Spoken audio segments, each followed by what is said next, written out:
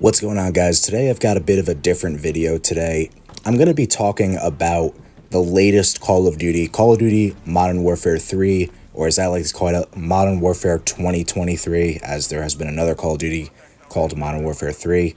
And specifically, I'm going to be talking about whether or not this game is actually worth the $70 price tag that comes with it. I'm not entirely sure if there are any discounts that happened with the game yet. I know it's been out for quite some time, but I'm going to be talking about whether or not this game is actually worth it, some of the problems, and some general issues I have with Call of Duty in general. As far as the gameplay, this is a 69-14 with the Scar H and War. For those who don't know, this is a pretty fast-paced, objective-based gameplay where you defend on one stage and attack on another stage. Your stats don't actually count in this game mode, so it's pretty fun. In my opinion, War is the only playable game mode. In my opinion, I refuse to play 6v6. I refuse to play Ground War and Invasion. I don't really like party modes. So this game mode, realistically, is the only thing even keeping me from deleting this game off my PlayStation. So the biggest problem with this game, in my opinion, is the matchmaking. Unfortunately, the skill-based matchmaking that we see in a lot of Call of Duty games, a lot of modern Call of Duty games at least, does appear to be a fundamental aspect of Call of Duty. It seems like Sledgehammer and Treyarch and Infinity Ward are choosing to put people in lobbies based on their recent performance rather than lobbies with the best connection. Now, in my opinion, that is the biggest problem with skill-based matchmaking. I don't really care about the competitive aspect of things. I don't really care about playing against sweats. My biggest problem with skill-based matchmaking is the fact that I'm getting thrown into 100 ping servers, 100 ping lobbies, because I have to play with people who have similar stats to me. And that just ruins the game as far as I'm concerned. I've always tried to gravitate towards game modes that don't have skill-based matchmaking, so Ground War for an example, or Invasion. I'm pretty sure in War, the game mode I'm playing here, the skill-based matchmaking is either not a thing or it's just not as significant because stats don't count in this game mode. But either way, there are going to be times where you get thrown into triple-digit ping servers because the matchmaking is just that bad. And on top of that, the networking is not that great either. The netcode is not very good. The servers are not very good. You've got packet burst. There's going to be a lot of server-side networking problems that you're going to have to deal with because you're getting thrown into these high-ping lobbies as a result of the skill-based matchmaking. The first thing you're going to notice with a lot of these lobbies is that, yeah, they do feel like there's a lot of sweats playing the game. I know a lot of people don't like that. They play Call of Duty for more of a chill experience, especially when you're playing casual. But unless you're going to ranked, you really shouldn't be experiencing super sweat lobbies like that in theory, but due to the skill-based matchmaking, that's kind of the reality of the situation with modern Call of Duty. The next problem I wanted to bring up with this game specifically is that the weapon balance is absolutely atrocious. This, unfortunately, has been a problem in a lot of Sledgehammer games. We saw it in Advanced Warfare, we saw it in World War II, we saw it early on in the original Modern Warfare 3 before the big update, and we're seeing it in this game too. The Modern Warfare 2 guns just don't compete with the Modern Warfare 3 guns. I rarely see them, they're not competitive, there's no point in using them. You're going to see in this gameplay here, I'm using a Scar H, which is a Modern Warfare 2 gun, and as you can see from the gameplay so far, the bulk of my kills and the majority of this gameplay is very slow-paced, kind of campy, because that's kind of how you have to play with these Modern Warfare 2 guns. You can't really get into legitimate one-on-one gunfights with Modern Warfare 3 guns while using a Modern Warfare 2 gun because the balance is just that bad.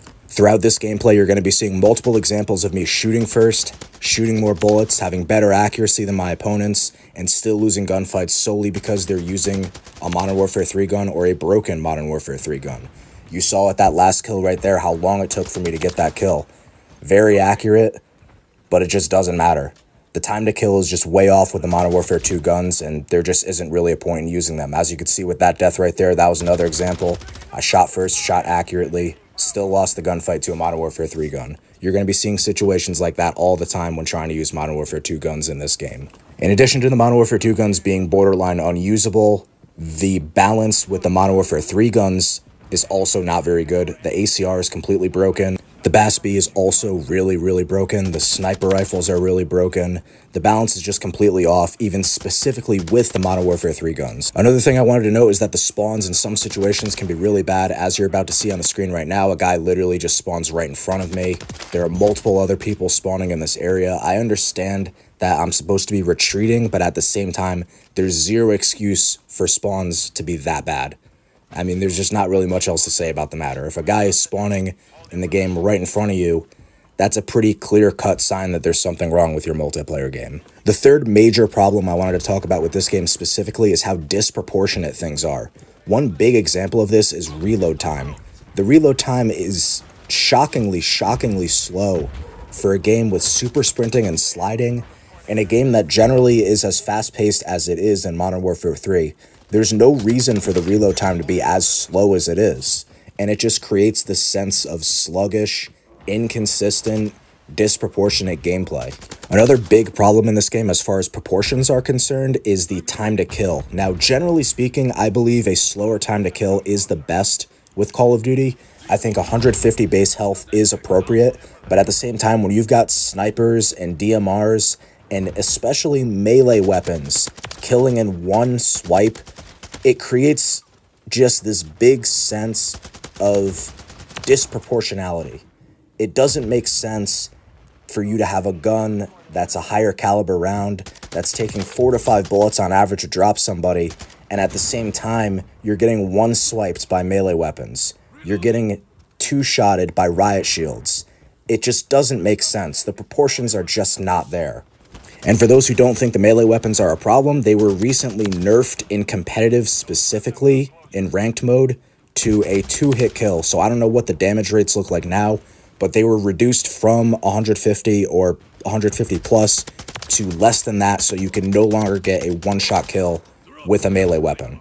And I think this was a very good addition to ranked, and I think they also need to put it in casual play, because I think it's a big problem given how the time to kill is for melee weapons to be killing as fast as they do. And I could even argue the same thing for rifle butting. You guys saw that last gunfight I got into. Like, it's gotten to the point where panic rifle butting is now a thing in this game because the time to kill is much slower, but at the same time, the movement is so fast and everything is just so fast-paced that you could afford to now rifle butt people in a panic situation, which we've never seen before in Call of Duty, and I don't think we're going to see it again. It's something that only really exists in a game with gunplay as bad as Modern Warfare 3. One final point regarding proportions is the sniper class. I also think the sniper class is just too strong. I think that the range of which snipers one-shot is a little too wide given the time to kill differential. And a big problem that I've kind of had with snipers in Call of Duty in general is that the mobility sometimes is a little too unrealistic. It's a bit too easy to quickscope in a lot of Call of Duty games, and I would prefer the snipers just to get dialed back a bit. I just don't really see the point in having snipers be as strong as they are in a game mode where you have 150 base health. It just doesn't make sense, and it adds to the overall disproportionate feel that this game brings off. I will take a moment to note some positives about this game. I do believe that the time to kill in general is a positive. Like I said before, 150 health is ideal. Guns shouldn't really be killing in 3 bullets consistently, even if they are higher caliber rounds. I believe that 4 to 5 bullets is what you really want to be looking at as far as time to kill.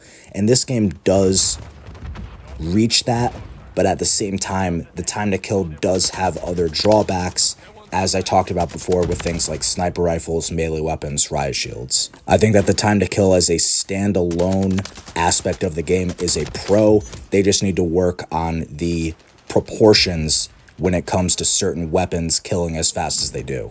Another pro I will mention about this game is that war mode is really good. Although the game mode does have its problems, I do believe that the game mode I'm playing in this gameplay, War, is the greatest game mode of all time in Call of Duty. It's only been in 2 Call of Duty games. It's been in World War II, and it's been in Modern Warfare 3, 2023, of course. There was a war mode in the original World at War, but it is very different than this game mode. This game mode is a highly objective-based, very fast-paced game mode where your stats don't count, your KD doesn't count. So there's no shame and there's nothing holding you back from playing the objective and getting deep in the objective and pushing the tank and trying to stop enemies from pushing their objective. And overall, it's just an incredible, highly objective-based game mode. And I do believe that more people should play it. And I do believe that this game mode should appear in future Call of Duty games. Because in my opinion, as I said earlier in the video, I likely would not be playing this game at this point if it wasn't for this game mode. Although one pretty big con about this game mode is that you do need to have pretty good teammates if you want to win consistently. And as I said before, winning is pretty much the only thing that matters in this game mode. Your stats don't count. You can grind for camos in this game mode, which I guess is one saving grace for people who don't really care about this game mode. But at the same time, you know, your KD doesn't count, your stats don't count, nothing counts in this game mode. So if you're not winning, there isn't really a big point in playing this game mode. And it's very difficult to win if you've got teammates who are not playing the objective. You have teammates who are ignoring the objective. You know, as you can see in this at this section of the game right here, I'm trying to simultaneously defend two objectives on my own. I left this objective for a second, and then the second I did that, we ended up losing the objective, and then I had to abandon it entirely. And as you're going to see in a few minutes, once I die from this objective as well, we end up losing the match entirely. So this gameplay really gives you an idea of how important objective play is in a game mode like War. And it is kind of a con if you don't have good teammates, because you're kind of just going to be losing all the time. Another big pro that I will mention about this game is that they did bring back a ton of really well-designed classic maps from previous Call of Duty games. The bulk of the maps in these games are actually old Modern Warfare 2 maps. Maps like High Rise, maps like Favela, Estate, things like that, Derail. Although I'm not a huge fan of every single map from Modern Warfare 2, and although some of those maps don't play very well in a game like this, I do think it is a very good idea for them to just bring back old classic maps, and for that to just be pretty much the bulk of the maps in the game. Map design is an extremely important aspect of Call of Duty, and lately the map design has just not been very good in a lot of Modern Warfare games. I mean, Modern Warfare 2019 had some of the worst map design I've ever seen in my life. It kind of ruined that game, so why not just bring back maps that you know are going to be successful? Like I said before, not all of them are entirely successful in this game specifically, but it was a good idea on paper, and I think it worked out overall. This game is about to wrap up soon. Like I said before, I was holding the objective, and I ended up dying, and they ended up planting the bomb, and we ended up losing shortly after the fact. So there isn't really much else to say about that. As I said before, teamwork is extremely important in this game mode, and if it's not there, you're just not going to win. Overall, I probably would not recommend this game mode. I think there's a bit too many issues that the devs didn't intend on putting in the game, like some of these server-side networking issues like packet burst, some of the glitches, some of the bugs. The weapon balance is really not where it needs to be. So overall, if you don't have Modern Warfare 3 and if you're considering getting it, I would probably advise against getting it unless you could get some sort of significant discount. Like I said before, this is a bit of a different video. I'm probably not going to be making too many videos like this again in the future, but let me know what you guys think of Modern Warfare 3. For those of you who do have it, make sure to give it a like, comment, and subscribe to my channel if you want to see more content.